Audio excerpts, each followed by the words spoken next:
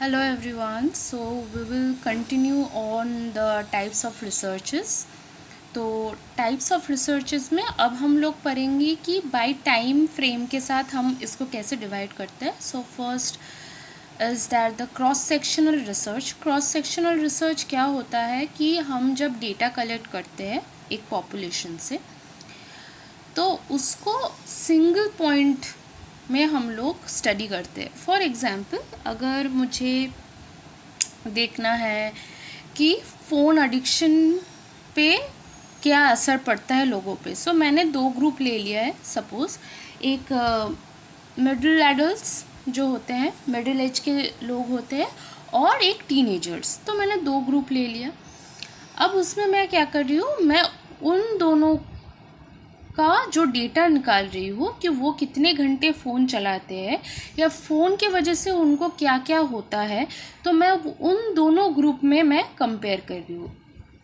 एक हो गया हमारा टीनेज का ग्रुप मैं कंपेयर कर रही हूँ, और दूसरा हो गया हमारा मिडिल एडल्ट के जो ग्रुप होते हैं मैं उसमें कंपेयर कर रही हूँ. तो ये हो गया क्रॉस सेक्शनल रिसर्च. कि अब वो जो डिफरेंस है वो आप एज के बेसिस पे ले सकते हो या फिर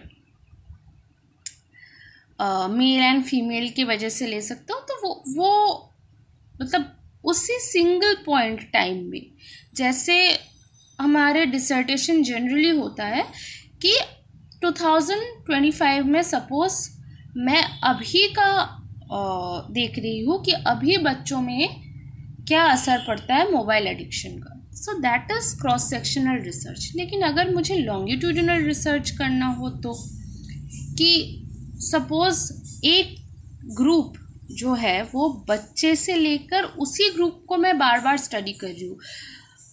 फॉर एग्ज़ाम्पल कि मैंने एक ग्रुप लिया जो अभी टीन एज में है. सपोज़ मैंने पाँच में बहुत ही कम बोल रही हूँ फॉर एग्ज़ाम्पल के लिए, लेकिन जनरली 5 लोगों को स्टडी करके कुछ होता नहीं है, लेकिन फिर भी मैं बोल रही हूँ. तो मैंने 5 स्टूडेंट ले लिया है अभी ग्रेजुएशन कंप्लीट जो कर रहे हैं सपोज़. अब उसी स्टूडेंट को मैंने मास्टर्स में भी स्टडी किया, उसी को मैंने पीएचडी अगर वो करना चाहे तो पीएचडी में मैंने स्टडी किया, फिर उसी को आफ्टर 40 मैंने स्टडी किया, फिर आफ्टर 60 मैंने स्टडी किया. तो I am studying that particular group of people at different age time. तो वो हो गया हमारा लॉन्गिट्यूडिनल रिसर्च. ठीक है, उसके बाद आते हैं सोर्स डेटा पे. First is primary research. Involves collecting original data directly from the source. ठीक है, जैसे एक्सपेरिमेंट हो गया या फिर कोई सर्वे हो गया, आप डायरेक्टली जाके भी पूछ सकते हो. कोई स्ट्रक्चर्ड इन्फॉर्मेशन हो गया कि आपको ये है, आपको क्या इफेक्ट पड़ रहा है, आप डायरेक्टली किसी से डेटा ले सकते हो. That is a primary research. अब सेकेंडरी रिसर्च क्या होता है, हम किसी को भेजते हैं हमारी ओर से टू कलेक्ट द डेटा. ऐसा भी हो सकता है, या फिर हम किसी के रिसर्च को फिर से रिसर्च कर रहे हैं. फॉर एग्जाम्पल, अगर मुझे फ्रॉइड के थ्योरी को लेकर मुझे दोबारा कुछ रिसर्च करना है, तो मैं क्या करूँगी, मैं उनके जो वीडियोस उनके जो कॉन्टेक्स्ट है, उनके जो टेक्स्ट है, मैं दोबारा उनको लेकर वापस से पढ़ूँगी. ठीक है, ये वीडियोस आ गया, ये भी फ्रॉइडियन स्लिप की वजह से हुआ है. फ्रॉइडियन स्लिप मैं आपको बाद में समझाऊंगी. Slip of the tongue basically Freudian slip को कहते हैं, गलती से कुछ निकल जाना मुंह से. ठीक है, then other specific types field research होते हैं. आप जाके डायरेक्ट फील्ड से डेटा कलेक्ट कर सकते हो, जो जनरली एंथ्रोपोलॉजी सब्जेक्ट में होता है. Suppose I want to take data from certain tribes. ठीक है, तो मैं उन लोगों के साथ घुल मिल के उनसे बातचीत कर के मैंने डेटा ले लिया. So that is a field research. Field में जाके कुछ नेचुरल एनवायरनमेंट में जाके कुछ स्टडी कर. फिर होता है लैबोरेटरी रिसर्च. लैब में जो रिसर्च होती है, एक बंद कमरे में जो रिसर्च किया जाता है, वो क्लिनिकल ट्रायल लैब्स हो सकता है, वो कोई भी लैब हो सकता है जहाँ पे हम सारे वेरिएबल्स को कंट्रोल पे रखते हैं। तो इट इज़ एन आर्टिफिशियल जगह हम लोग क्रिएट करते हैं, तो वहाँ से हम लोगों को डेटा मिलता है, तो that is a laboratory research.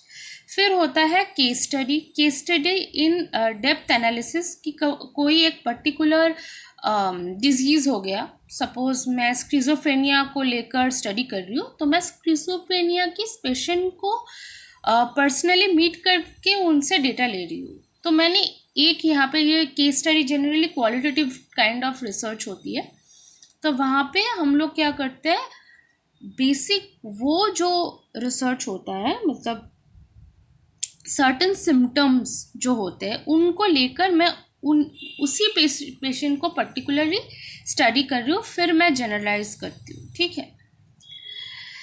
Then it's ethnographic research. Ethnographic research is deep study और कल्चर्स, अगेन ट्राइब्स को लेकर, अगर मैं ट्राइब्स की कल्चर को लेकर मैं स्टडी करना चाहूँ तो वो एथनोग्राफिक रिसर्च हो गया।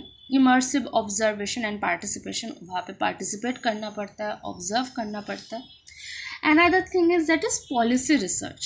So analyzes or predicts the effect of existing proposed policies, often incorporating cost or benefits or program evaluation.